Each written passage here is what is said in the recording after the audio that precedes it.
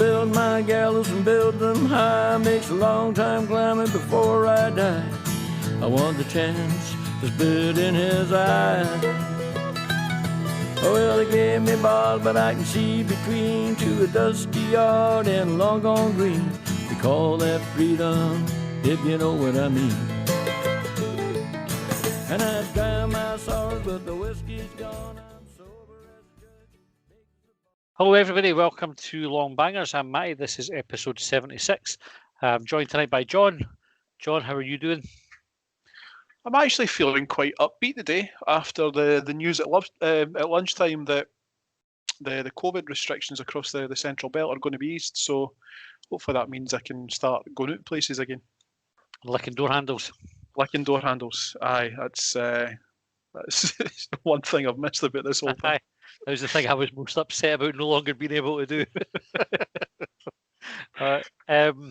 How are you? You good? Yeah, good. I just spent the evening making a salt and pepper chicken from scratch, which was tasty. Really good, sort of Chinese style salt and pepper chicken, banging. You made it yourself? Yeah, I made it myself. So it was good. It's the first time in ages that everybody's eating everything that I've given them.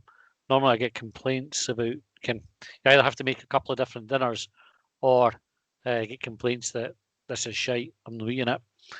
But everybody ate it today, so job was good. The reason behind your culinary adventure? Sophie wanted it. So my daughter, I think she was wanting us to get it for the Chinese, and we were like, nah, we're not getting it for the Chinese, but we just found the recipe and bashed on and made it. Was it quite simple to make? It was a bit of a faff, to be honest with you. It was easy enough. Like, you marinate the chicken and then coat it in corn flour, and then you deep fry it for a couple of minutes, take it out. So you do it in batches, and then you deep fry it for a second time for a couple of minutes, and then you cut up some veg, mix up some spice mix, fry the veg, chuck the chicken in with the veg, coat it with the spice mix. That's it. Serve it with some rice. Have you got a deep fat fryer for doing that? I have, but I didn't use it. I just used the pot for it. I see. I made beer battered fish and chips years and years ago, and I swore it was the only time I was ever going to do anything like that because of the amount of oil that you then had to try and dispose of afterwards, and you can't pour it in the sink because that's bad for the pipes. Yep. Aye, I've not poured it away in yet. If we just got an empty bottle, we'll just funnel it into there and take it to the tip next time I go. Hibs, again, we're really off on a tangent. We're not even started yet. Hibs, victory at last, 3-0 win on Saturday. 3-0, as Big Yogi would say, the big Shri-0. What was your take on the game? First half, Motherwell definitely finished the first half the better team. I thought Hibs tried to play some good football, but it wasn't quite working. There was a couple of 1-2s where I counted at least two of them where the ball went out off the side of the pitch. Don't know whether that was just like a lack of concentration or the conditions or whatever, because I think it was pretty wet on Saturday.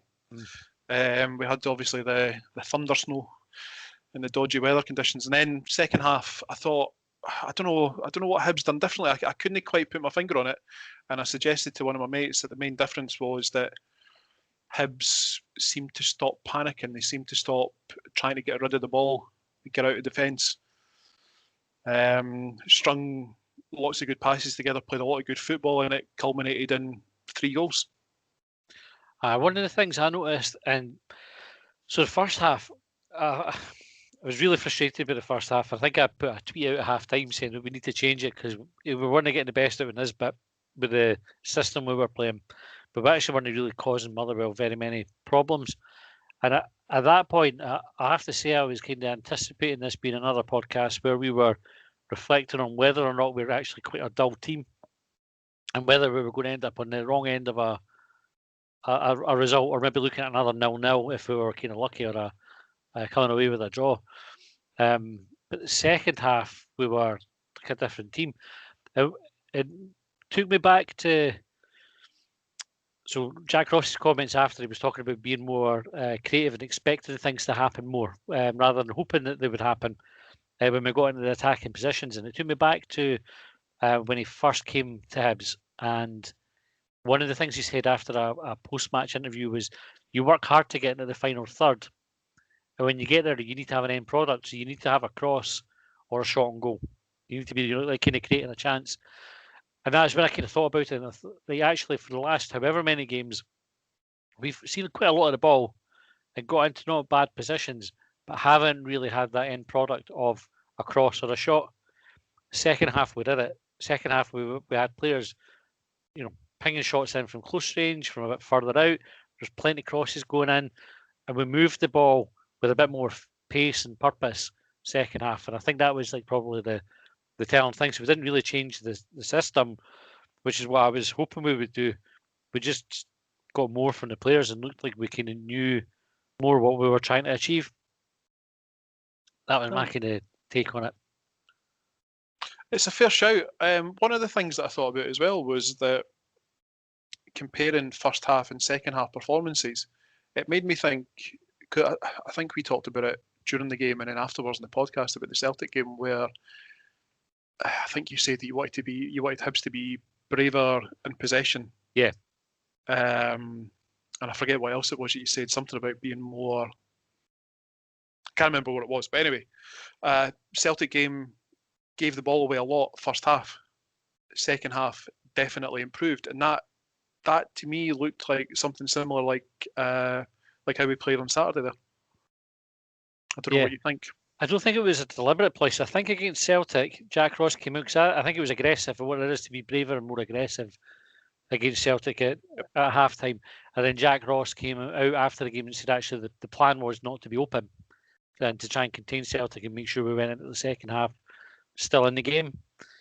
The flip side to that was after the game on Saturday, I actually said he was unhappy with how the first half went for all those reasons, that we weren't like aggressive enough or moving the ball quickly enough, and all the things that he sees through the weekend training didn't manifest on the pitch. I think we were probably a wee bit fortunate to go in 0-0. Probably, yeah. When I was watching the game back on BBC Alba, I was making like a sort of running commentary of like key moments, and one of the ones was Tony Watt. There was a ball that came in from I think it was the right hand side, and he's come over I think it was Paul McGinns' right shoulder. Like, to be fair, like, it was good movement from Tony Watt, and he's put it wide. And that could have been a goal, but I think we've sat here on plenty of other occasions when we've where players have scored in those situations and we haven't had the end product. So it was nice for it to be the other way around this week. Yeah. And I know that in the past, like you've talked about,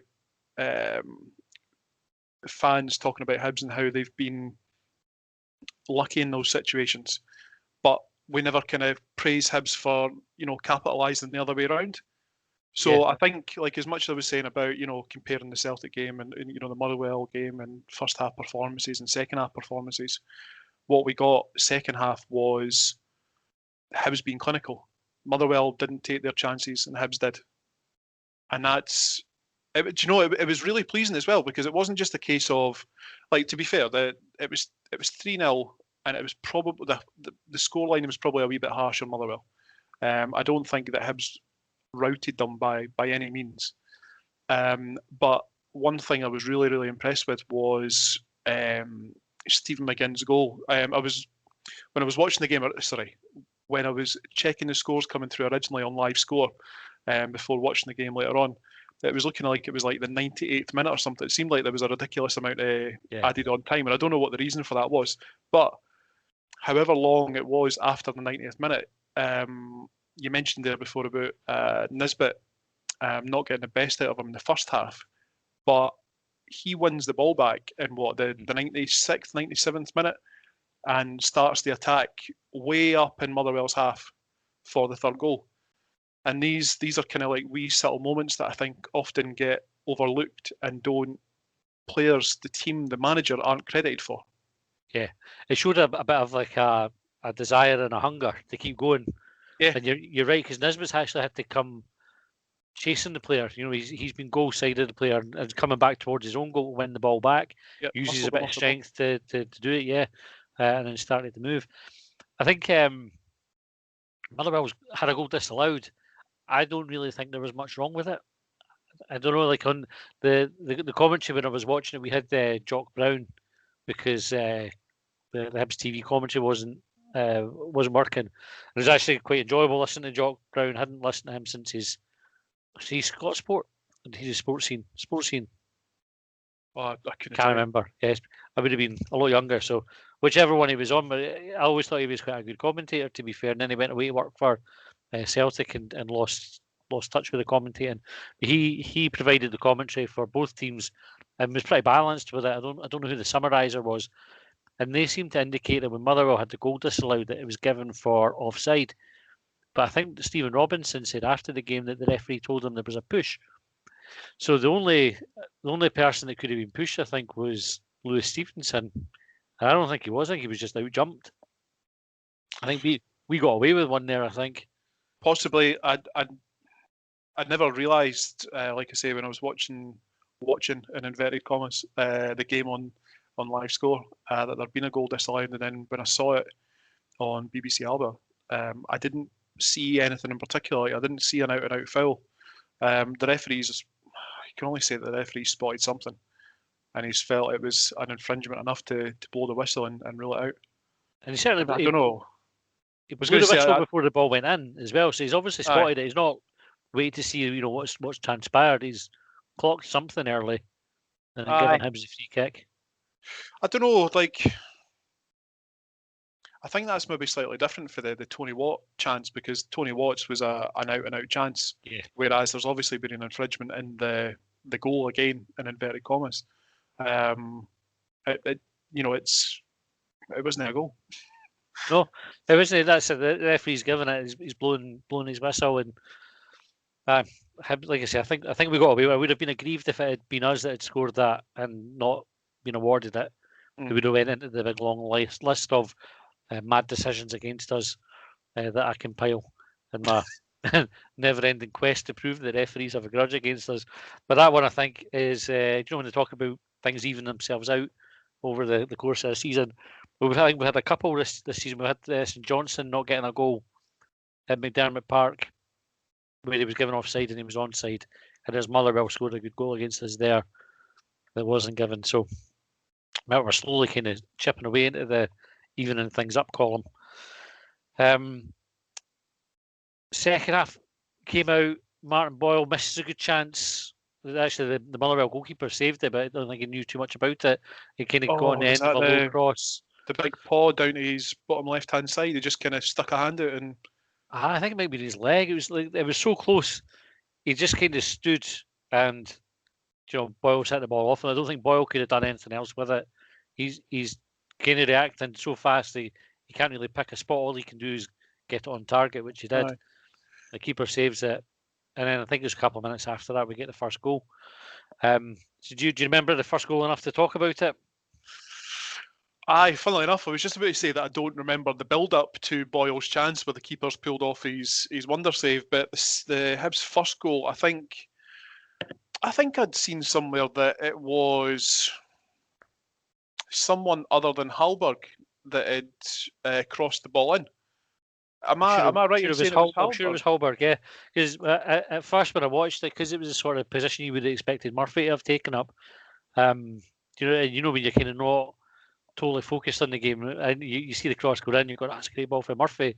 Watch it, I'm pretty sure it was Hallberg that played it across. I just wanted to double check that, because like I say, I thought I'd seen a conflicting report somewhere. Maybe it was on Twitter or one of the message boards that said it was someone other than Hallberg. But it was good. It was good football. It was good overlapping football. And again, like Hallberg, where he was, I wasn't expecting him to be in that position either.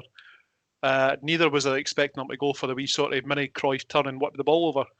And I think, if I remember correctly, Boyle's taken a wee touch and then just blasted it beyond the keeper. So it was just, it was a really well worked team goal, and it was all the things that were missing first half. And it was passing, it was movement, it was like the overlapping runs, it was the midfield linking up with the attack. Just good. It was a really good goal. Like, and a lovely finish as well. Aye, it's a difficult finish because he's not square onto the goal. He's at an angle and he's had to hit it right across the goalkeeper. And I don't know if it quite clipped the post or if he just kind of got it on the inside of the the net right at the post. But a cracking finish. And it was good to see him getting on the score sheet as well, because Boyle hadn't scored, I think, for a number of matches, quite a while. And hopefully that kind of gives him a bit of a lift. Aye, it was a bit interesting. Like, I wonder what the thinking was by Jack Ross to play Nisbet and Boyle up front, like to start with him. I think it probably would have raised some eyebrows amongst the Hibs support to see Doidge not starting. But like, I think Boyle's come in for a wee bit of criticism of late, but I think any time Hibs have scored, I feel like he's been involved in the goals, if not in the attacking moves that have certainly featured in the highlights. And he's had 3 chances on Saturday there, at least 3 chances, and he scored one of them. The other 2, there's been, the wonder save for the keeper, and there was another one that I think took a deflection, just went wide of the post. Just rolled past the post. So, on another day he gets 2, maybe even gets a hat-trick. And I thought Boyle was good second half. I actually thought the first half he was one of our better players. I love to see him hit that kind of form that he was in right at the start of the season. Aye. It makes a big difference to the team. Second goal, so Doidge comes on. And he's just a kind of lovely shot. So Josh told me a stat, and I don't know if it's... I take him at his word and assume it's true, that Doidge is yet to have a shot from outside the box for Hibs. Well, I was going to say that's maybe the first shot I've seen from Doidge that hasn't been mishit, that's gone in the back of the net. Well, he measured it nicely when he kind of had time to take a touch. There was good play. Again, good build-up play. Hibs won the ball. Newell has it sort of the edge of the box, finds a bit of space and just rolls it back to Doidge, who has a wee look up and just places it right into the corner again. About as accurate as you could be to make sure the goalkeeper can't reach it. Aye, funnily enough, the wife was watching the game on Alba with me, and she was like, "Oh, the keeper should have saved that, should they?" No, it was kind of like running at his side, and I was saying, "Aye, but he's got a bit of bend on the ball. It's coming round the post, all that sort of thing." So no, it was a really good finish, and hopefully I'm not being too disparaging with what I was saying about Doidge before. Like, it was a really good finish, and it's a finish that we don't. It's a finish that we probably would attribute to someone like Nisbet more than we would Doidge. Yeah, a bit of finesse about it. Aye, it shows that he's got that about him, and hopefully, like, he's probably been the same as Boiler in a way, in that he's not really been on the score sheet for a wee while now, so that's probably going to give him a wee bit of a boost, I know. Yeah, you would hope so. I like how he kind of used the defender coming to close him down as a bit of a shield to where he was placing it. So again, I think the goalkeeper's maybe a little bit unsighted. He doesn't see the ball all the way. And that was just as the game was closing out as well. It was a great time to score, because I think Motherwell, probably knowing how Hibs have been in recent weeks, fancied their chances of a late goal. They probably expected they would get a chance, and then if they could take it, they get a point. But as it happened, Hibs scored late, go 2-0 up.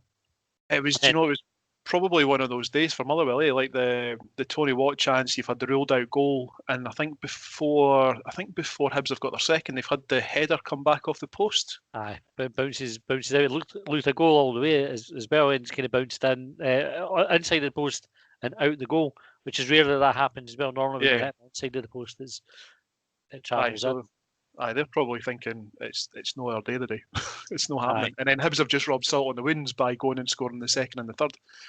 And the 5 minutes injury time. So the 5 minutes injury time were awarded. I'm sure it was 5, because Marciano got a burst nose.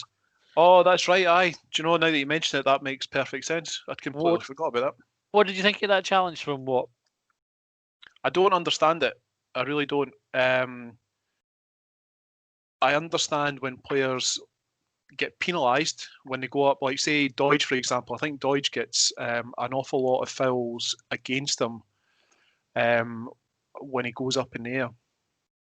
Players quite often use their arms to try and get an extra bit of a leap or whatever, and that's not what Tony Watt done. He's just had an arm up, and I don't understand it. I don't quite get it. I don't think that he's intentionally tried to hit or punch or connect with Marciano. It's just weird. It's an unnatural movement.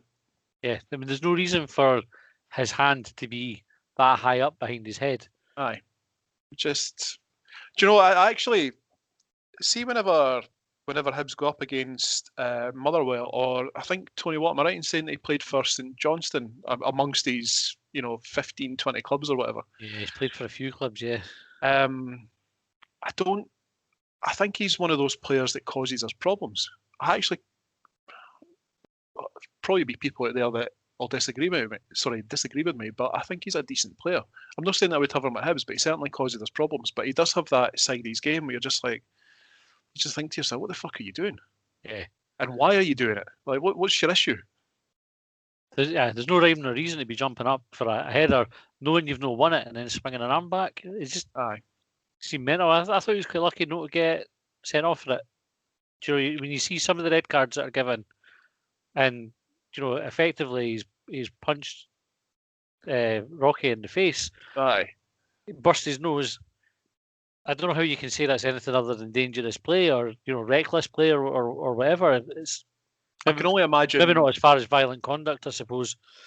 I can only imagine that the differentiating factor might have been that if he'd had a look at Marciano to begin with, or if he was facing Marciano and he's connected with that arm, then it's maybe a different colour of card that he gets shown.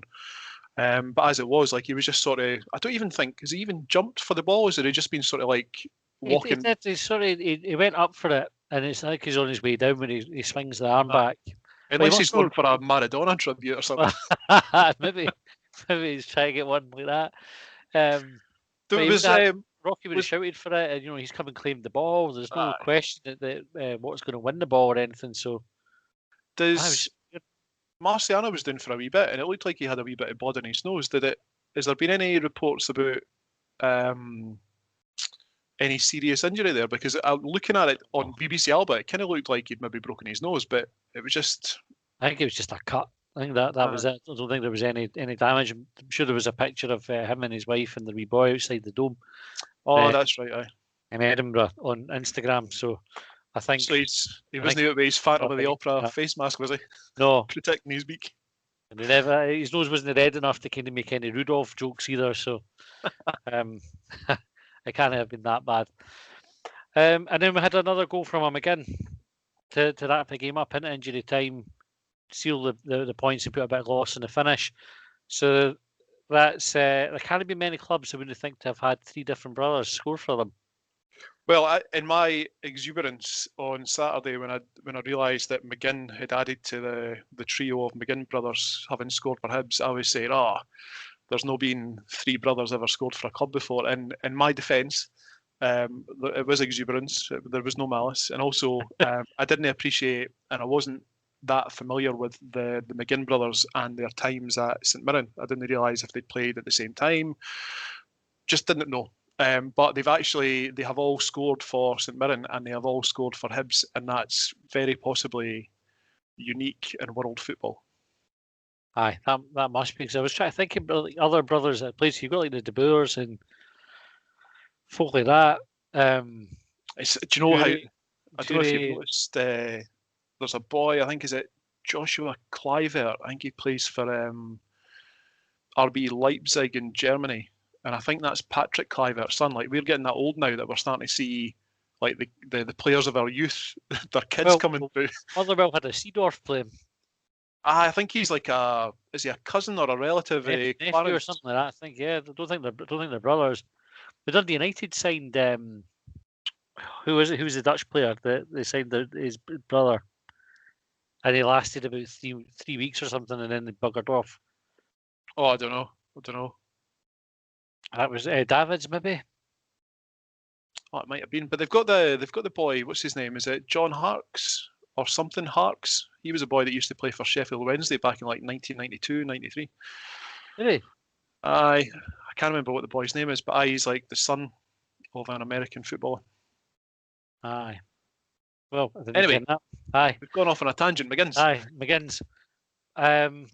So, is there? Should we be trying to encourage Mr. and Mrs. McGinn to, should we be sending blue tablets to them in the post to try and encourage the next generation of goal scorers for us? Well, I quickly had it pointed out by a St Mirren fan account on Twitter. I think it's Carter's Corner. And I was having a bit of a laugh with them, and they'd said that after the collapse of the Setanta deal, I think they said that Mrs. McGinn was going to make there more money than any football deal ever could. Oh, she's on commission. But no, like I actually do really love like those wee sort of bits of kind of like football pub trivia, like three brothers to score for two different clubs, Two like different Scottish clubs as well. Two different Scottish clubs. Obviously you've got like I think Gordon Smith, the only guy to have won the league title with three different Scottish clubs, like things like that. So it was just it's phenomenal. But I mean, pub trivia aside, I think it shows like Stephen McGinn's goal for Hibs. I think it shows the value of the squad that we have. That someone could come in and kind of like just kind of seal the game at that time. Yeah. Because God knows we've been up against Motherwell before and it's ended up stupid scorelines. And I think as well, like Steve McGinn in his few appearances for Hibs so far, like I wasn't entirely sure about his role to begin with, because to be honest, I didn't know much about him as a footballer before he came to Hibs. But he's come in a couple of times now. It's maybe not quite worked out. It's maybe been in challenging conditions for Hibs overall. So it was nice to have something nice happen for him and nice for Hibs at the same time. And all that being said, like it was a good team goal as well. Like I said earlier, Nisbet's won the ball back. I think it's maybe, I don't know if Newell and Paul McGinn have been involved before the ball comes across. I think there's a step over for Boyle and then McGinn tucks it away. I think it might be Gullan involved in it as well. Sometimes I actually get Gullan and Boyle mixed up when they're playing. They're quite similar with how they move about the pitch. One of the things about Stephen McGinn is I think when he signed, I think people were quite underwhelmed. I think because of the way that he signed for Hibs, and that he'd been in training with us, helping out a bit with the background, and then all of a sudden it's like, oh, by the way, we signed him as a player, which I think we probably were looking at doing when we brought him in the first place. And it was a chance to kind of test the water, make sure. I think he'd been injured, so maybe making sure he was past his injury and he contribute. But I think he was quite a key player for St Mirren the season before. I might be right in saying he was their captain. I could be wrong on that one, but I have that in my head. We've taken one of St Mirren's better players, and he's obviously capable of contributing at a decent level. Like Stephen McGinn's played at a good level in his career. And I think he kind of came in and everybody just assumed he's going to be cover, which I think he will be cover, but he's very capable. And that's sort of, if that's what you've got in reserve to come onto the pitch, like you said, when you need to see out a game and you know it's somebody who's an experienced head that knows how to manage a game, that's got to be a good thing. And probably pretty inexpensive for us as well. Aye, it's would you call it a shrewd bit of business for Hibs, or is it still yet to be seen? Yet to be seen, I suppose. But I would liken it to kind of the Whittaker sign. I don't think McGinn's as good as Whittaker, but I like that kind of signing where they can help younger players around about them. They know what they're doing, and you can rely on them. You're going to get a steady performance. Like Paul McGinn gives you a steady performance as well. It's just that sort of caliber of player that you can put on and trust. I don't think he's going to do anything spectacular too often, but he's not going to let you down either. Aye.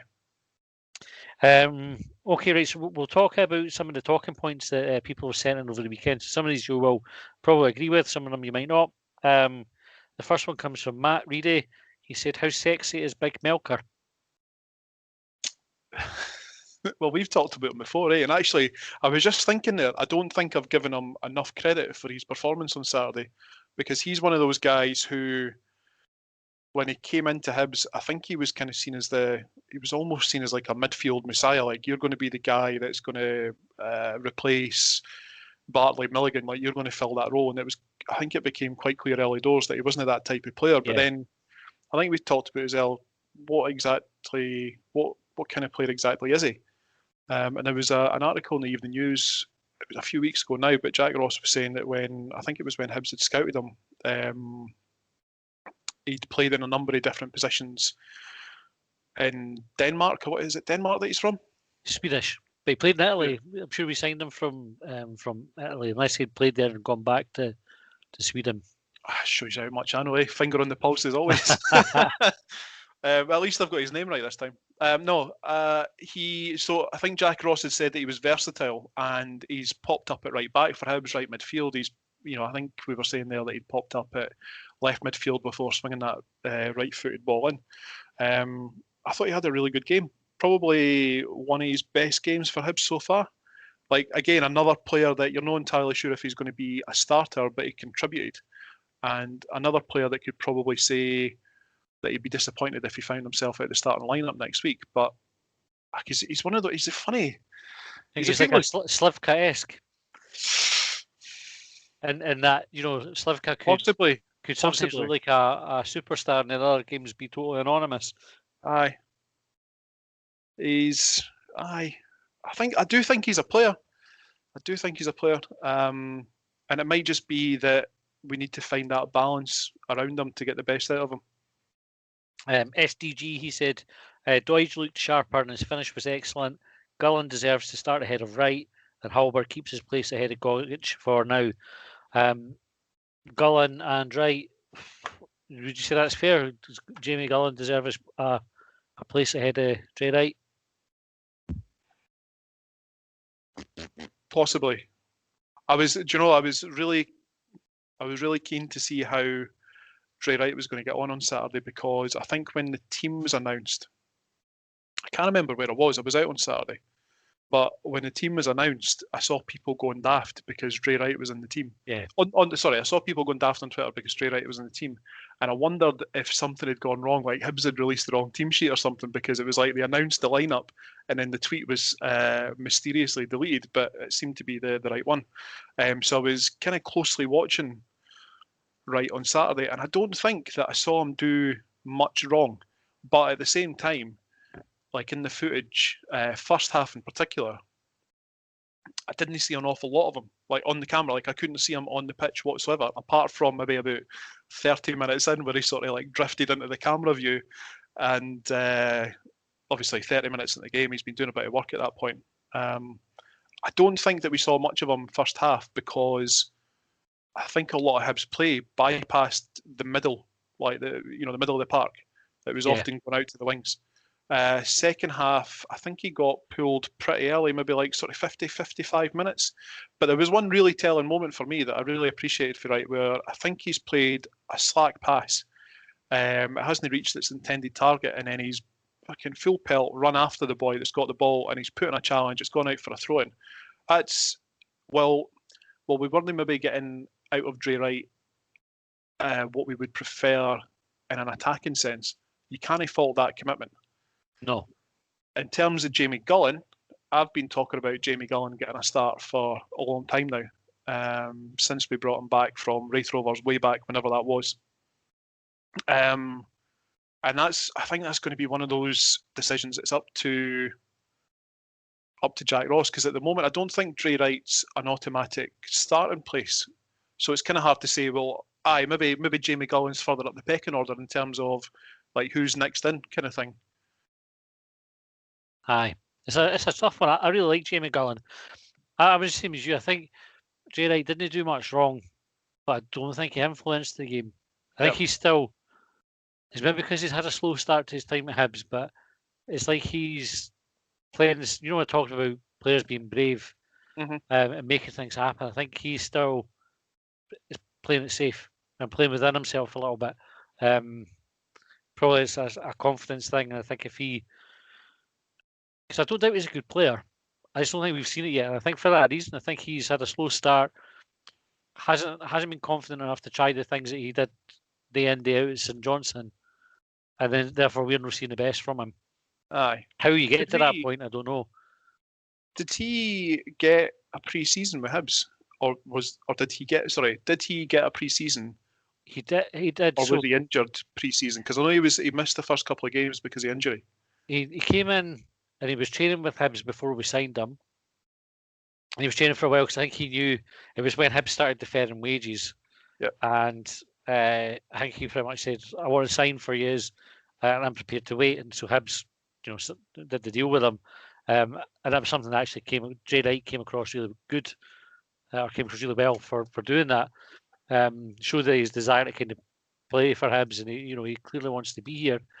And then I think he got injured right at the start of the season. I think it was the first game. Sure, he either played the first game or missed it because he was injured, but he did have the pre-season. I just think he either needs a run of games, in which case you go back to, I can't remember whether it was Jay Wright we were talking about before or one of the other players, but if you're not getting the best out of him, you need to question whether it's the system that he's being played in. And if it's a system that's wrong, you need to change the system to get the best out of him. But if you think the system is right and he's the right player for it, then you persevere for a while until you get the performance. So you trust your judgment on it. I'll be honest, like I don't know what position he played when he was at St Johnstone, so I couldn't look at him and look at the Hibs squad and say, like, you are kind of backup for Martin Boyle, or you're backup for Jamie Murphy, or you're backup for whoever else. I just don't know, and I wonder. That's like every other Hibs player. I just want him to do well, regardless of where it is that he plays. Yeah, absolutely. I think we would all say that. Like, we're desperate for him to do well, but I think he's a winger. I think that's where he played for St Johnstone, and this is the issue that he's got. Is he's got, you're not dropping Murphy to play right, and you're not dropping Boyle to play right. So unless you do what Jack Ross did on Saturday, which was to put Boyle more central and use Wright and Murphy as your wingers, I suppose it gives you that versatility. That if you wanted to, I almost forgot what the word was there. It's because I saw the word penalty come up. Southampton have just scored a penalty on the TV, and so the word penalty was in my head as I was trying to say the word versatility. Anyway, you have that option if you've got Wright, Boyle, and Murphy all fit. Doidge to come in as well. Jamie Gullan definitely, I think, has done his chances no harm for how he's played. I think everything he's come on, he's looked good. You're right. Every time he's come on, he's just done well. Like, you know, if he hasn't scored lots of goals, but he has scored a couple of goals. And he just, do you know, he's probably doing what Dre Wright might not be doing. He is positively influencing the game. Yeah. And that must be really frustrating for Dre Wright to be part of that, thinking, right, why can I not just do that like throughout 50 minutes on the pitch, and then there's the young guy coming on 10 minutes and making that difference, like being involved, we're saying, in that third goal. I don't know what the answer is there, but like I was saying, like you know, with Stephen McGinn, for example, like there's value in him being part of the squad. Yeah. Whether it's through injury, suspension, whatever. And like I said, I want him to do well because it does Hibs well. Okay, Ricky said his points for Melker being outstanding. When Gogic is back, could we play both? Boyle getting back to form, and was that the best 45 minutes this season, or even under Jack Ross? So taking them one at a time. Melker, Hallberg, we've kind of talked about already, but Gogic, Hallberg midfield pair. Would you do that? And if so, what does that do to Newell? Oh Christ! This is the difficult thing, and I was talking about it with my mate. I just realised where I was on Saturday. I was out playing golf. We were talking about how difficult it must be for a manager, and it's difficult the amount of criticism that you see on social media, because I think everyone's got their preferred lineups and they've got their preferred positions, but ultimately the fan, it really means fuck all because we don't have influence over that kind of thing. I don't know that I would play Hallberg and Gogic together in the middle. But I think putting them up front, are you? I don't know that I would pair them in the middle because I like Joe Newell in midfield. I like having that sort of the guy that sprays the ball about and the guy that kind of mops things up. And I think Gogic is the guy that mops things up. I think because that's his role, if you like. That's the player that we bought. That's why we signed him. That's the player that you want in there. But this is probably why I could never be a football manager, because like I don't like Nisbet and Boyle playing together up front. I'd rather see Nisbet and Doidge and Boyle out on the right. I don't know what the answer is. This is what I was saying before. Like Hallberg done himself no harm in staking a claim for starting against Hamilton, because he had a good game and he's got that assist. Yeah. So what do you if you're Jack Ross, what do you do there? I really don't know. It's a hard one, but I suppose the person who's got the jersey keeps it until they have a bad game. Do you know So what? Funny you say that. Probably the best way to do it. It's funny you say that because I said the exact same thing about Stevenson because I was surprised to see Stevenson back in the starting lineup. As much as I think that Stevenson's probably, or arguably, the best athlete that we've got at the club in terms of how he's looked after himself, longevity, all that sort of stuff. Sean Mackey had what, 2, maybe 3 good games? Yeah. So it was his jersey to lose. I don't think that Lewis Stevenson had any sort of claim to just coming back. Not that I'm sure that he would have made any sort of claim, but again, like Jack Ross has probably said, right, we want the experienced guy in there. I think it's fact we don't be keeping clean sheets. Probably is what's prompted it. So there you go. There's a clean sheet. So Gogic is out of the team. We've got a clean sheet. Stevenson's back in the team. Got a clean sheet. Marciano's got a clean sheet. All that sort of stuff. Like I think that's one of the things that we're overlooking as well. Like in spite of the fact that Motherwell had their chances, they never scored. Well, and that's probably credit to Hibs as much as their mistakes. Aye, isn't it? And I'm going to use the argument about that I've used in our favour before, in that Motherwell seemed to have, and it was my take on it, a perfectly good goal disallowed. In which case, that's not the defence doing its job and keeping the clean sheet. That's the referee giving us a wee hand. But listen, I'm only going with what I've seen on the TV. If the referee spotted a foul that's not been captured on the camera, which is quite possible, then fair enough. I just didn't think there was anything wrong with it. Yeah. But the facts are we had a clean sheet. Yeah. So we ended up with no goals conceded. Actually, I think I made the claim early on this season that Lewis Stevenson will finish the season as our first choice left back. And I still think that will be the case. I think he will see that position as his through to the end of the season. Do we know what number of appearances he's on now? I was keeping a track of them, but then I think it might be 494. Is it? I don't know. I've not been keeping track. And was that the best 45 minutes under Jack Ross?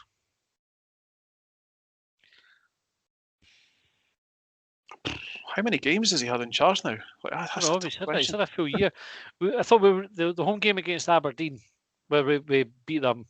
I thought Hibs played very well in that game, particularly second half, probably better than we did on Saturday. I think we have had games where we've had as good as, like at Livingston, for example, when did we beat them 4-1? Yeah. St Mirren away, we scored 3. It was certainly a good second half. Like it was. Yeah. I wouldn't say it was like a complete reversal of fortunes in the first one. I thought the first one played out like kind of like I thought it was going to. Like Hibs playing at Fir Park, away from home, all that kind of stuff. Second half, we just turned it on and scored. Yeah. Okay, Liam Fogarty, and I think he's got a bit of tongue-in-cheek here. He said, should we sack our manager sitting third? Because I believe some fans think that that's a good idea. And then Brendan Watson just kind of following up on this one. He says, Hallberg was brilliant. Funnily enough, Jack Ross knows better than Twitter managers.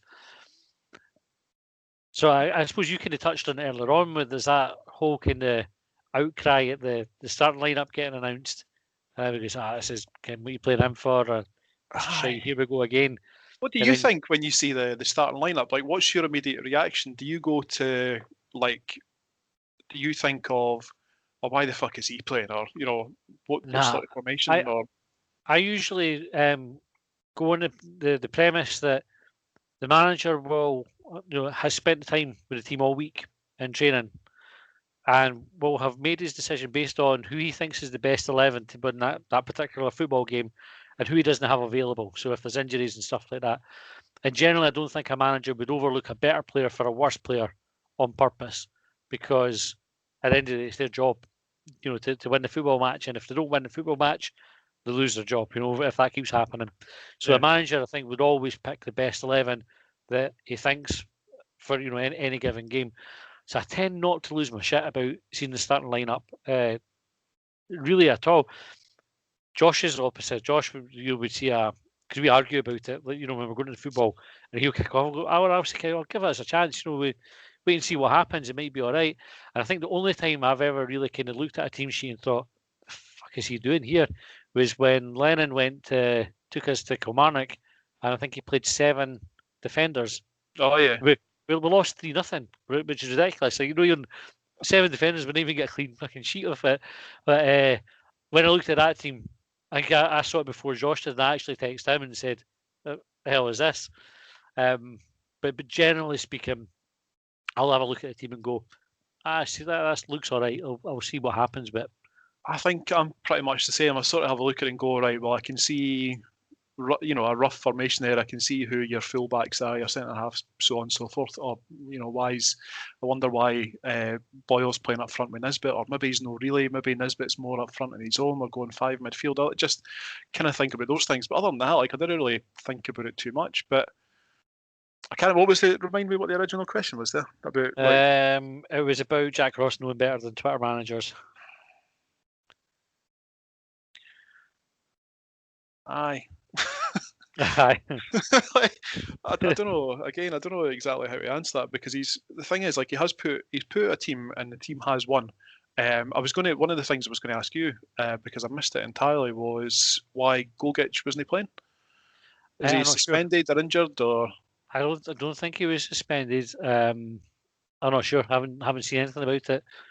John, I actually meant to look that up, because when I think I asked a question on Twitter and nobody replied, so I don't know whether it was just a tactical decision. But then looking at the bench, you would have put Gogic on the bench if he was fit. You would have thought, because say we'd gone 2-0 up early doors and we're holding on a wee bit, you would chuck a player like Gogic on to try and stem the flow. Yeah. But I guess the fact that he wasn't listed at all probably indicates an injury, or maybe he wasn't feeling well or something like that. Aye. So, you got to say Jack Ross is kind of vindicated for his choices then, for his starting lineup and for the changes, whatever it was they said at half time and the changes that he's made after that. It's an interesting thing about Jack Ross, because Jack Ross has had a lot of flack recently, but we're sitting third in the league. We kind of said it consistently.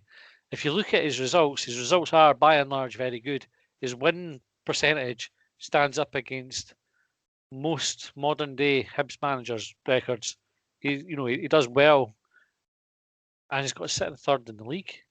It's hard to kind of pick fault with it. I know people's argument is that we're not great to watch, but second half we were good to watch. If we can put more performances like that, which I think is what he wants us to play. I don't think he wants us to play how we played in the first half. I don't think that's a choice. I don't think we're terrible to watch. I've seen worse football for Hibs. Like I say, the first half, so I had the benefit of seeing some of the tweets and then watching the game and thinking, I think the first half hour, maybe the first half, it was sort of even. Again, there was sloppiness for Hibs there. Maybe the sort of final 10-15 minutes, Motherwell were certainly the better team. But again, like we've said numerous times in this podcast before, the difference is who's clinical and who isn't. Mm-hmm. And Motherwell weren't clinical and Hibs were. I think I was having a chat with one of my mates about it, and I think he'd suggested that one of the problems that Jack Ross is perhaps having now is that there's still a wee bit of a hangover from the semi-final defeat. But in his opinion, the Hibs shortcomings, whatever it is that Hibs problems are, then he's definitely seeking to address it, which hasn't been true of other Hibs managers. So by and large, I've seen a couple of threads about, because I think it was maybe he's been in charge now for just over 1 calendar year. Yeah. And where we were pre-Jack Ross and where we are with Jack Ross, I know where I'd rather be. Definitely. And honestly, I was looking at a Wikipedia page before of the different results that we've had just this year, and definitely we've had more draws than I would prefer. But the sort of green lines that you see there, it's quite nice to see the number of wins that we've had and the number of victories, draws far outweigh the 3 defeats that we've had, and that's got to be a really good foundation to build on, for where it is that we're going to go next. And again, we're accumulating these results, if you like, in strange times. And I think I saw at the weekend there that there was a few games down south where fans had started to get back in. Yeah. That's surely going to be round the corner for Scotland. That fans things are going to start feeling a wee bit better. And obviously, like one of the things I wanted to mention as well was that in previous weeks, I think that Hibs results were perhaps overshadowed a wee bit by the fact that we hadn't taken advantage of results elsewhere, particularly Aberdeen. Mm-hmm. So I think Aberdeen now have had 2 draws. Correct me if I'm wrong on the spin. Definitely had a bit of a wobble. So Hibs capitalised on that at the weekend, and it makes a massive change to the league table. And with Celtic and Neil Lennon's difficulties at the moment, you're starting to see a couple of Hibs fans like talking about, maybe slightly tongue in cheek, Champions League. You're seeing the sort of parachute kind of thing in the centre circle, the Champions League logo in the centre circle at Easter Road, and you're thinking, or at least I'm thinking, I know, fuck it. Like, let's no joke about this. Like, let's start backing that. Let's start getting behind that and aiming for that. Let's make that our target. Because as I said before, like the results that we're getting elsewhere were largely good in terms of victories. Like, we know where the improvements need to come from. It's the teams above us: Aberdeen, Celtic, Rangers. Let's start taking points off of them. And actually, like we were talking about a wee target for Hibs before. And I had Hibs down for a win against St Johnstone and a draw against Motherwell. It was kind of the reverse of that. So we are where I thought we would be. It's 4 points, and we've got Hamilton at the weekend, in Hamilton, Dundee United, then St Mirren. So there's definitely an opportunity for us to pick up way more points. And before the end of the year, on my wee scribbled calculations here, I think there's a good chance that we're going to be on 40 points or thereabouts. Good. And that's 40 points would be splendid to go into the new year on. It's actually Semitron, the mildly aroused transformer. He said a few winnable games coming up. We should go with Doige and Nisbet as a partnership, and Gullan instead of Wright. And then Ricky said should be aiming for 9 points on our next 3 league fixtures. So kind of backing up what you were saying there, John, I think we do have 3 very winnable games. Definitely coming up. Just purely looking at league positions, Hamilton and St Mirren are kind of duking it out down the bottom of the league for who's going to go down. So I'm thinking that we'll take 6 points off of them. Dundee United, I think, might be a draw because of how they tend to set up. They tend to be quite certainly. When I saw them, when Hibs played them at Tannadice, they were really, really defensive. It was a pretty shitty game, and I think they set up the same against Aberdeen as well at Tannadice. So I think that'll be a bit tricky. Okay, Andy Jeffrey said first half well were good. Alan Campbell showing why we tried to take him at Hibernian. Second half we were much more effective. Halbert class, 3 top goals, great 3 points. Agree with that. Winston Ingram was another one saying Halbert was very good. Ray Forsyth, some of the fans worry me. Reminds me of when Hearts were third and Nielsen wasn't good enough at that point. Ross might not be up there with Pep and Klopp, but we could do a whole lot worse. That's an interesting comparison to make with Nielsen and Hearts fans effectively chasing him out of Tynecastle when he was doing, what now looks like an excellent job when you can see where they have ended up. I would hope we don't do the same. Even Sunderland, if you look at the record, Sunderland since Jack Ross left, they just sacked their manager. They don't look like they're going to get promoted this season. Maybe we just need to appreciate what we've got. David Cumming, he said it was good to see them keeping going and not sitting back trying to protect a 0-1 scoreline. Which I think is a really good point. We alluded to earlier on with the injury time goal. The fact that it was like, right, we're 2-0 up, the game's won effectively at that point, but let's go and keep pressing. TG Willis, much improved second half. Joe Newell was his player of the match. But Newell had a good game. Aye. Do you know, we were talking about Hallberg and how sexy he is, but Joe Newell might be the sexiest footballer at Easter Road. The way that he glides across the pitch, and there was one pass in particular.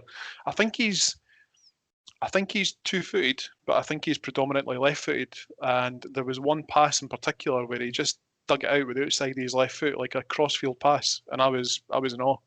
It was beautiful. Joe Newell did what I would describe as like a typically Hibs thing. And you see this a lot.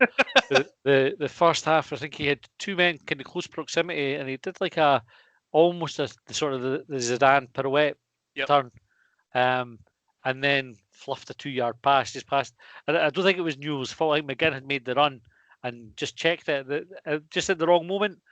But effectively, Newell shrugged off 2 players, had a wee look, and just laid the pass straight out the park.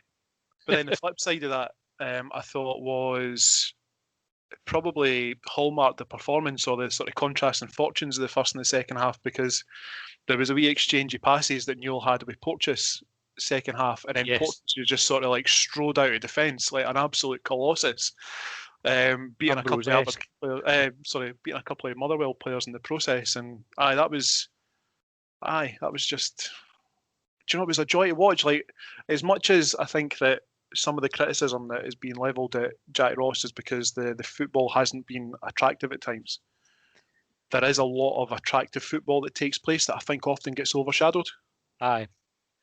So here's the last point. This is from Paul Ramsey. He said, great result, but hides a lot. Still don't think we're set up in great shape. Give too much easy possession and better sides punish us. Still, great result though. Did it hide a lot? Or do you think that was maybe the first signs of us kind of showing what we're capable of?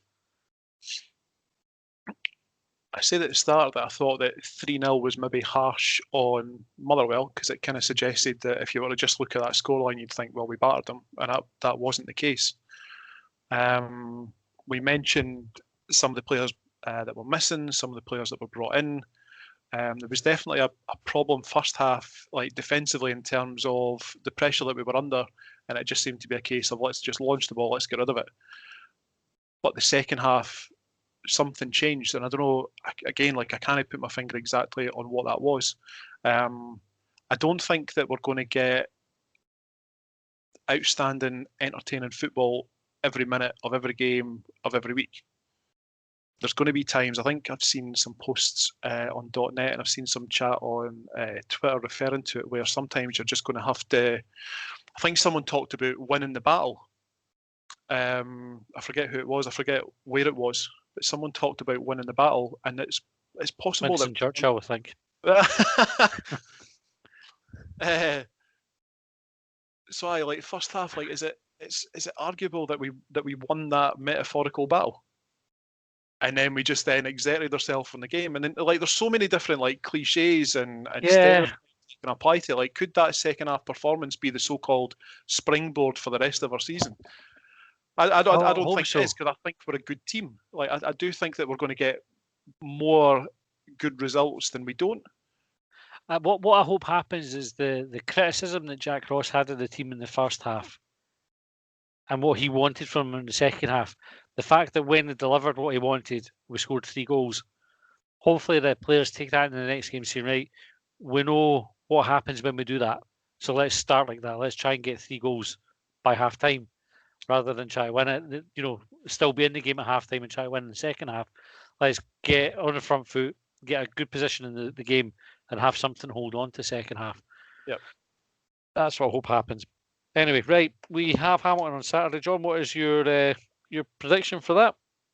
I'm going to go for 1, maybe 2-0, because as much as I'm saying that I think Hibs will win, and I'm confident of that, I know that Hamilton are tricky opposition at home, and it's like the old plastic pitch debate, that kind of thing. Hamilton have got a right knack of just digging out results here. Like they're like a jobbie that doesn't flush. They're like they're like a top flight Dumbarton. Like I don't quite understand how it is that they managed to hang in there so often. But like they were part and parcel of what relegated Hibs, you know, through playoffs and whatnot. And I think I'm right in saying that's been them kind of mainstays in the Premier League since then. Like they've just, I wouldn't call them like a skid mark or the Tolly that wouldn't flush, because they're there on merit, kind of like Dumbarton were in the Championship and sort of outperforming themselves on merit year after year. There's part of me that has a grudging admiration for Hamilton. The fact that Hamilton do not have a pot to piss in. I mean, they are as skint a club as you could get. You know, they do everything on a ridiculous budget. I think out of all the clubs in the league, they probably have the lowest budget. And yet consistently I mean, you look at, Hearts getting relegated last season, Hamilton stayed up, and you look at the difference in the size of the budgets and the scale of the operation for both of those clubs. That should never happen, but it did. And Hamilton, like you say, have seen us off. They've seen Dundee United off. They've seen Dundee off. Yep. All the clubs who are bigger budgets, and all the rest of it. And Hamilton do it. They lose their best players and they recruit well, or they bring young players through well. I think there's a lot to admire about Hamilton, but at the same time, it's hard to admire them because they're that fucking pitch and it's Hamilton. So I don't know, a grudging respect for them, but I would not shed a tear if they went down at all. And that's nothing to do with them relegating us, by the way. I don't blame them for that at all. You know, some like Hearts fans don't like Dundee because they stopped them winning the league in 1986, or St Mirren because they also stopped them winning the league in 1986. Is there anyone that didn't stop them winning the league in 1986? Well, no. But I didn't have that feeling towards Hamilton because they relegated. They were just better than us on the day. Yeah. They were shite. They didn't cheat to do it or anything like that. They deserve to go up. We deserve to go down for being guff. So no harm with them for that respect. But it's a shite place to go. It's a shite pitch. Their strip's shitey. They signed David Templeton, and he's a wee shite. So if they go down, fair play to them. Good. Right. Would you say 1 or 2-0 or 2 or 3-0? 1 or 2-0. I reckon. I don't think they'll score against us. I think they'll win. I'll go for 2-0 Hibs as well then. Right, John, that's brought us to the end of the show tonight. Thanks very much for your thoughts. Thanks to everybody who sent us in talking points on Twitter. Keep sending them in after the Hamilton game, and get your questions in for short bangers, which we'll be back with on Thursday. In the meantime, thanks for listening, and we'll see you soon.